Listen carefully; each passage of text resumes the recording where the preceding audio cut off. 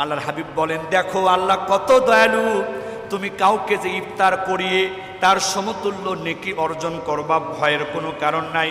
যদি কোনো ব্যক্তি একজন রোজাদারকে একটুখানি এক লোকমা দুধ পান করিয়ে যদি তাকে ইফতার করায়, অথবা যদি একটি খেজুর খাওয়াইয়ে যদি রোজাদারকে ইফতার করায়, অথবা যদি এক গ্লাস পানিও কোনো রোজাদারকে কেউ পান করায়, এতটুকু ইফতার করানোর বিনিময়েই আল্লাহ রব্বুল আলামিন রোজার সমান সওয়াব দিবেন। সুবহানাল্লাহ।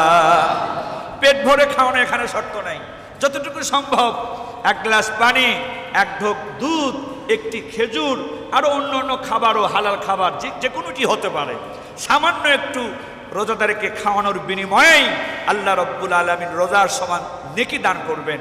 এখন প্রশ্ন হলো, কেউ যদি পেট ভরে খাওয়ানোর সুযোগ পায়, সেক্ষেত্রে বর্ণনা কি?